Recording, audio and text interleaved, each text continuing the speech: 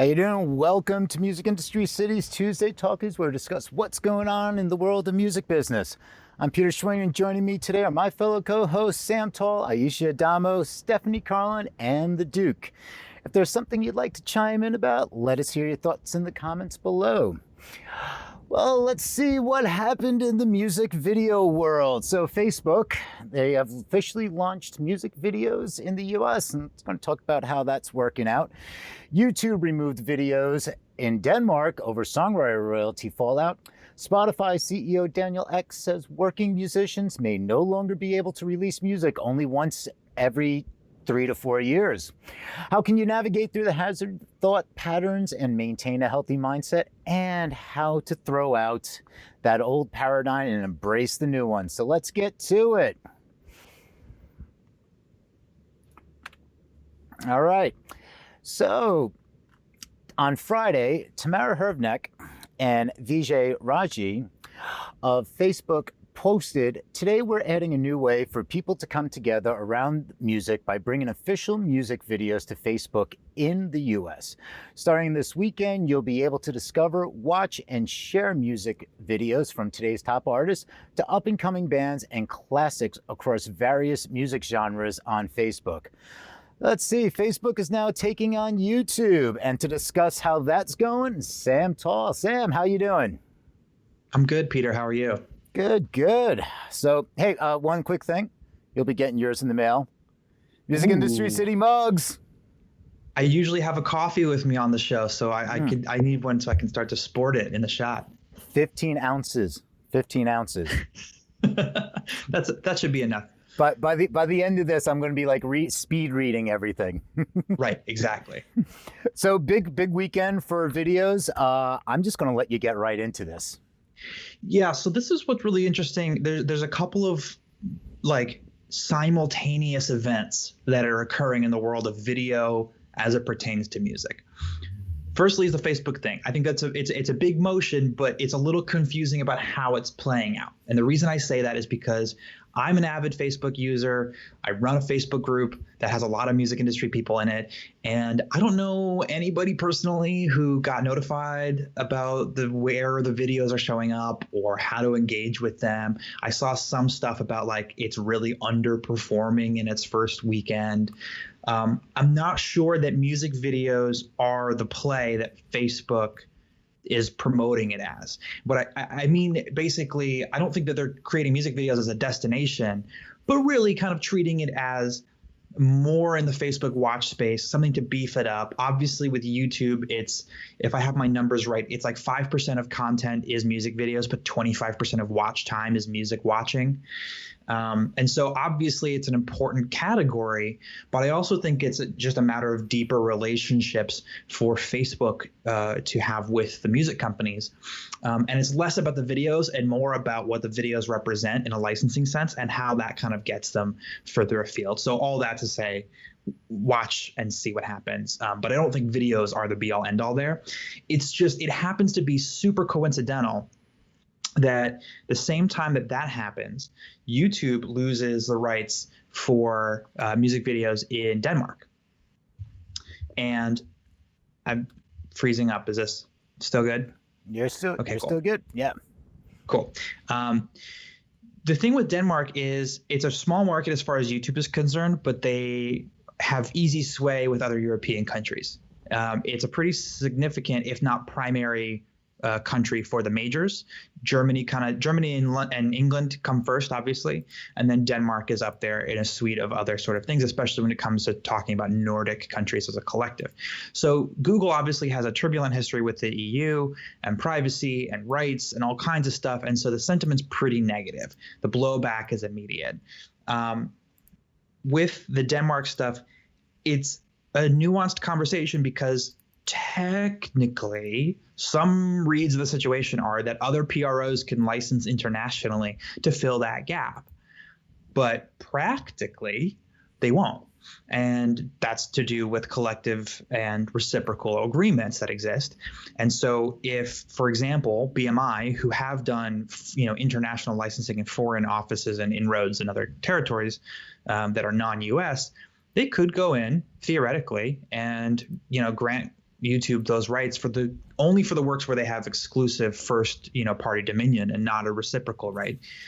But they'd really piss off Coda, and so they'd lose sort of the good favor that comes there. So there's so much to unpack there on two things. Let's work backwards on this. So let's talk about the YouTubes and Coda, and what they were talking about here is Coda claiming that YouTube is insisting in order to extend its temporary deal, because their multi-year license deal ran out in April. So they must now agree to a near 70% reduction in payments to composers and songwriters. YouTube says that. Yeah, I don't buy that it's a 70% reduction. Well, and it says YouTube says that its new offer reflects this gap in the performance. They're saying but it was rejected Coda on basis that the minimum guarantee was not same as the previous deal. So they're not hitting the minimums, and therefore it's kind of like if I'm just a publisher or if I'm at ASCAP or BMI and I'm just a songwriter and I don't hit my $100 per pay period, I'm not getting a check. So I think Is that kind of what they're looking at here? I mean, that makes sense that, for example, if Coda is demanding minimums and it's just not reflecting in the performance and YouTube is overpaying, I can see them trying to renegotiate the value down. I think 70% sounds like a lot, and I'm not sure where that number comes from. Obviously, it's private accounting. But both sides seem to be weaponizing some piece of the information, and obviously YouTube holds the control over whether that content exists at all. I know just from, working in the YouTube space that it was immediate. I know people said it was a threat. It wasn't a threat. Friday morning, I was on phone calls and emails about music not being available in Denmark. So I assume that it's kind of taking the same approach as the way that Content ID rolls out, which is it starts with the newest and most popular and then works down the list to the oldest and least popular over a course of processing. Mm-hmm. So I mean, we could go on for a while on that. I want to go back to this Facebook, and I'm digging deeper into what they were saying. Launching a new destination for music in Facebook Watch, where you can explore music videos by genre, artist moved, as well as themed playlists. You'll find timely playlists like Popular This Week and New This Week. Plus, there'll be updates to artist pages, so fans and specific acts can find and browse the official musics for videos for artists you love. So here is my big question here. Can Facebook be everything to everybody? And with that being said, because if we also, not even looking at the Instagram, like the TikTok, what Reels, what they're trying to do is they're trying to take on TikTok. And then now we know you see what's going on with TikTok and Microsoft. But tying this all together, Microsoft used to own Mixer, which was a competitor to Twitch for live streaming and gaming. So now Microsoft just unloaded Mixer over to Facebook gaming. And now it's like, is it confusing to what Facebook is? Is there going to be antitrust at some point? Can it be everything to everybody? I think I have one note on that, and then I think we just have to wait and see, which is that Snapchat recently announced a bunch of music licenses. Snapchat, we know, is a content platform now. It's less about the messaging, though that's still primary, but they're making a big hard push into original content and other kind of licensing deals like that. TikTok is obviously in a bit of a bind. They recently upgraded some of their mechanical licensing agreements, their negotiations with the labels. The labels love them for the data, but they're obviously, in a tough position. Facebook getting into music in a more concerted way, YouTube having to renegotiate a bunch of licenses, Twitch now with Jeff Bezos in Congress revealing that he doesn't know if Twitch even pays for music, and the answer is they don't. Everybody's got this sort of magnifying glass on music rights when it comes to social media and video platforms. I love that we're having a much larger and more robust public commentary on it, and that we might re-examine some of the rights and stuff in Congress about that. However, I don't know that any of these platforms are particularly good vehicles for delivering music. And that, to your point about Facebook being everything to everybody, we know what Snapchat is, we know what TikTok is, we know what sort of what works for those platforms, and Facebook just keeps experimenting in a googly kind of way. but it confuses the message. And I think you're Mhm. right that it can't be everything to everybody, and it shouldn't try to be. All right, and I think maybe next time next week we can talk a little bit more about the Case Act, which might be going to up for the vote soon, and we have the was it the Oregon congressman is holding that up about the saying that the it's not fair, the infringement penalties is not fair for somebody that just wants to share something on social media. So there's a It's a whole dancing baby different lawsuit all over again. thing. Yep, exactly. All right, thanks a lot, Sam. As always, great stuff. Spotify. So Spotify CEO Daniel Ek discussed streaming and sustainability in a recent interview with Music Ally. And he denied criticisms that Spotify pays insufficient royalties to artists and insisted that the role of the musician had changed in today's landscape. He's quoted as saying, the artists of today that are making it realize that it's about creating a continuous engagement with their fans. It's about putting the work in, about the storytelling, about the album, and about keeping a continuous dialogue with your fans. So with that being said, I know Dave is here with us. Dave, how are you doing? I'm blessed, Peter. All right. Blessed. It's great to see you. Always wonderful. I know you have a lot of thoughts on this, so I'm going to let you ride with this. Let's hear what you got to say. Well, I mean, I can't say that he's wrong, but he's right in a game that he created himself, and that's not a game that everybody needs to play. You can make a lot of money playing in a cover band. You'll probably make more money playing in a cover band at your local bar. Well, maybe not right now, but in time than you would releasing albums on Spotify, because they're paying you pennies. But the point that he's making is about conversation with your fans. If you're lucky enough to have fans, or if you're blessed enough to have fans and you actually build up a fan base. So if you can imagine that you have a girlfriend or a boyfriend or an other, whatever it is that you have, if you stop talking to that person tonight or tomorrow, you're probably going to break up by Tuesday or Wednesday, because relationships are based on communication. So if you stop communicating to your fans, they're going to go listen to another band and your band just won't be that successful. So doing things like back in the days where you spend a year or 2 years in the studio really working on your song, and then you release your 10 songs and expect that, you're going to have a magical mystery tour and everybody's going to love you. It's just not going to happen, because there's so much content that's being eaten all the time. So you got to understand and play the game of this if you want to play that game. And that has nothing to do with your instrument or how much you love writing songs or how much you love listening to songs. It has nothing to do with that. It's specifically about Spotify. And if you want to get that million streams or whatever it is. So if you can almost imagine it as every time you put a quarter in the machine, right, to get your little bobblehead doll, your little ninja doll, or your little stringy thing when you go to the grocery store, every time you put a quarter in, you might get an awesome smiley face toy, or you might get 2 smiley face toys, or you might get no toys. You might put a quarter in and you get nothing, but you have to put the quarter in to be in the game. And that is the Spotify game, right? So if you release 100 tunes, it's a better chance that one of your 100 tunes is going to pop. But if you wait 3 years to release 10 tunes, your chances are really diminishing. And the last thing I want to say is it's the Russ model, right? Because that's really what he's talking about, is the Russ model. And Russ, if anybody doesn't know Russ, Google him. But Russ really came up with the concept of he's going to release a song every week, right? And he's going to do that for 50 weeks a year. And that's going to be 5 albums a year. So not 1 album every 4 years or 3 years, 5 albums every year. So by the time you put out your album every 3 years, he already put out 15 albums. So what do you think the chances are that your album is going to be successful versus his 15, or his 15 albums going to have a better chance to be successful than yours? And that is the Spotify game. And again, you don't have to play the Spotify game. It doesn't have to be you. Make music because you love it. But to play the Spotify game, more is more. End scene. Boom. I love it.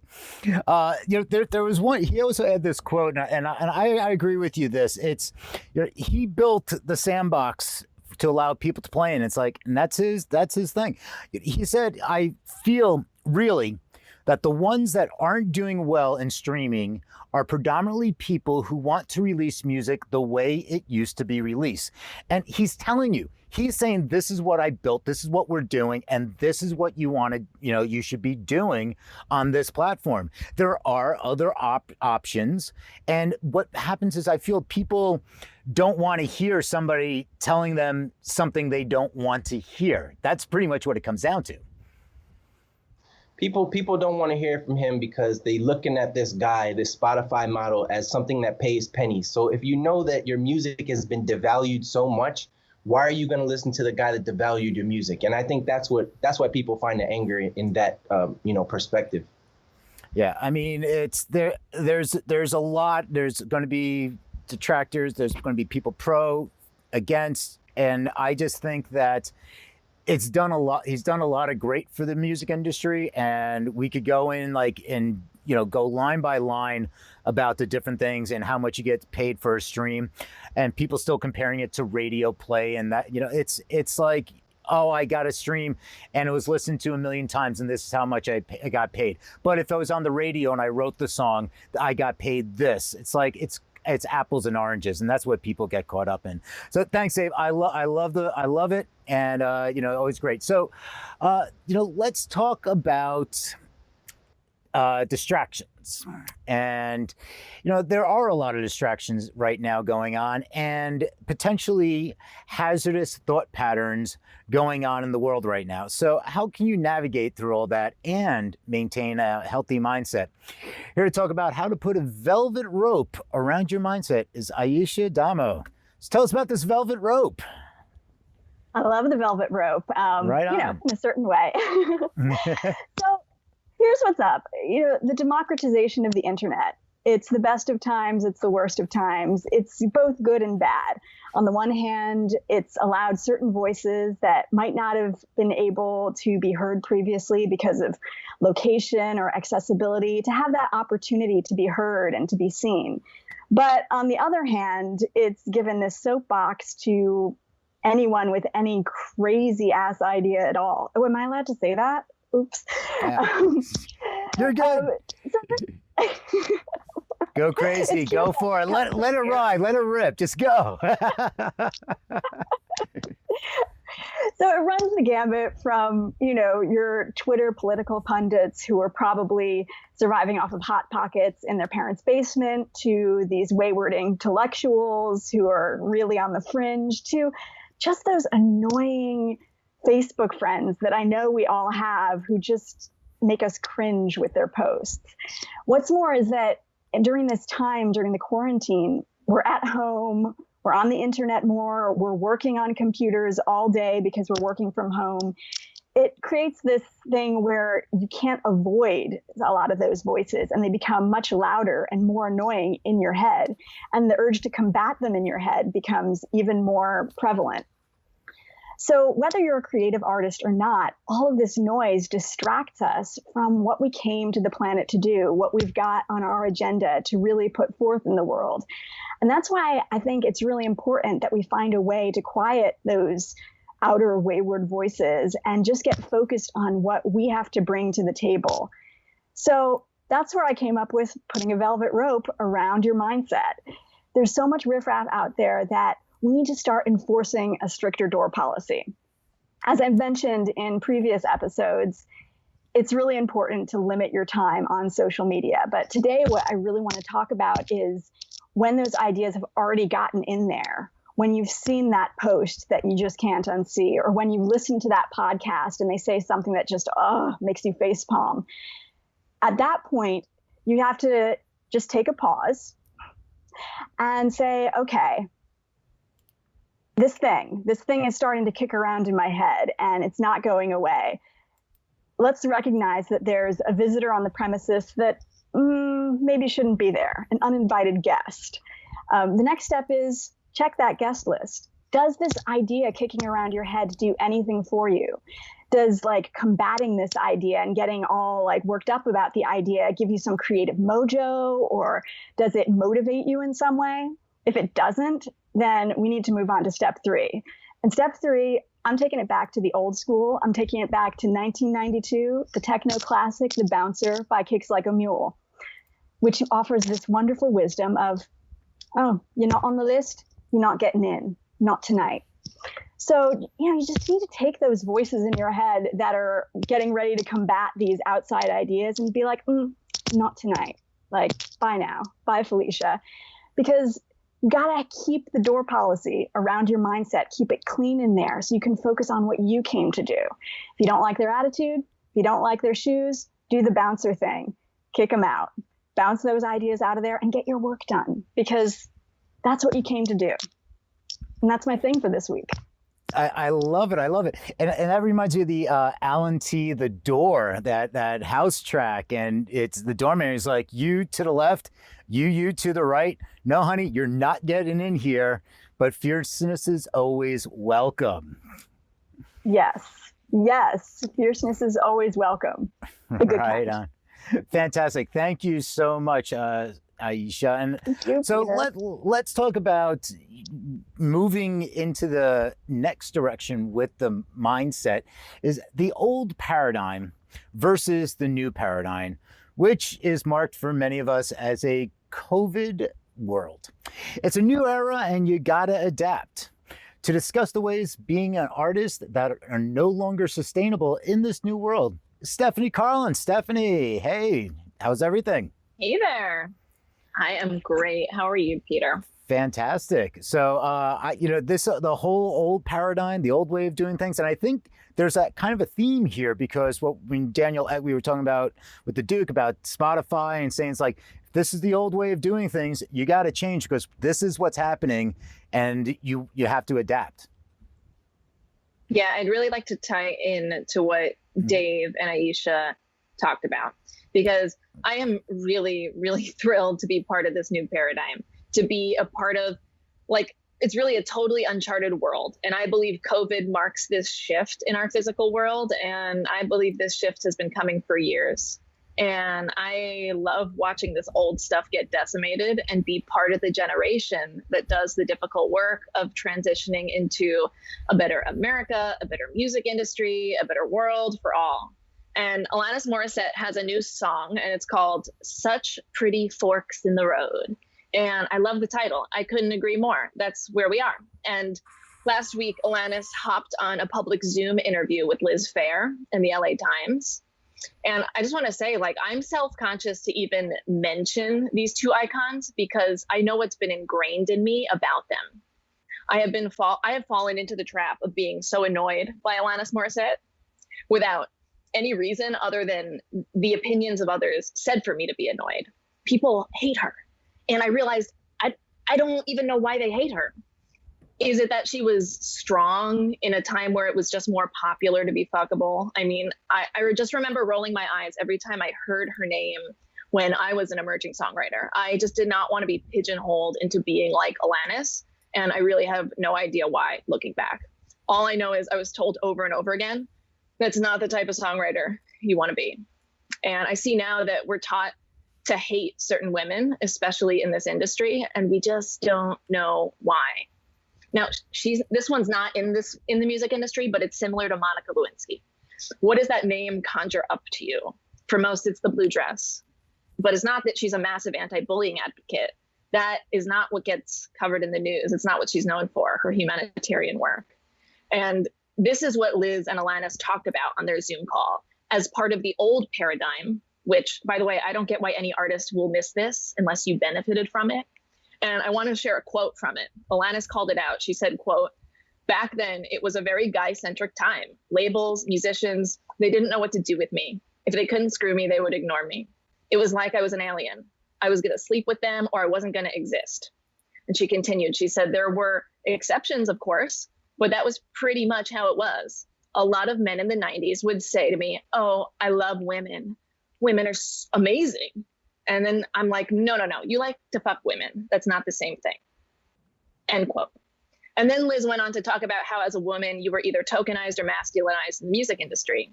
And one woman at a time would be played by radio stations. So I say all this just to say, yeah, the industry is changing. Yeah, artists are angry at Spotify and it feels like this industry is really evolving. But so much of it wasn't working anyway. It was only working for the people who created and benefited from an oppressed culture. And now is the time for transformation. And transformation gets sticky. Transformation only lives inside a crisis. So I wonder, are you going to be part of the transformation? I bet if you're here with us today, you are. And one place to start is with like Taylor Swift. Same thing. Like, I hated Taylor Swift so much before I watched her documentary on Netflix. You should watch it. She is incredibly awesome. But I've been manipulated into thinking she's lame. But actually, I've just been subliminally set up to dislike women by a culture that benefits from it. So I ask you, every time you want to roll your eyes at anyone, men included, just think about if it's your thoughts or someone else's, because the new paradigm requires us to trust ourselves and not get spoon-fed opinions by the oppressors that those manipulations serve.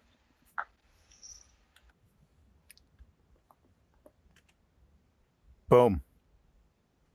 I mean, you just took that home. So today, I mean, everybody's fantastic today. I just want to put that out there. Everybody's just spot on. It's like so much passion, so much drive, and so much great information. And I know, Stephanie, I mean, I'm not even going to try to dig in deeper where you were going, because that would almost detract. But there is something that you have going on that you started. It's a 5-day trust challenge. Can you tell us a little about this? Yeah, so I was seeing with all of my clients, all the artists I work with, all the creative entrepreneurs I partner with, that people are really struggling right now with how to pivot inside this new paradigm. And I say it starts with trusting yourself and weeding out all these outdated belief systems. So I am now doing a trust yourself challenge for creators, artistic leaders, and entrepreneurs. And I'd love for you to join us. Well, where can we find out more? I'm going to put it in the show notes. So tell us where you can find it. Yeah, it's free to join. We're on day 3 tomorrow. You can grab all the replays if you sign up over at The Women's Collective, that's with an S, thewomenscollective.com/challenge. Right on. All right. Thank you so much. I am going to put it in the show notes. And that's it for today. Thank you all for tuning in. Love to hear your thoughts in the comments down below. If there's anything else you'd like to talk about, then let us know more. You can find us on your favorite podcast players as well. You can go to musicindustrycity.com to find out more. And once again, thank you to our co-hosts, Sam, Aisha, Stephanie, and the Duke. Have a wonderful time. Have a wonderful day, and see you next time.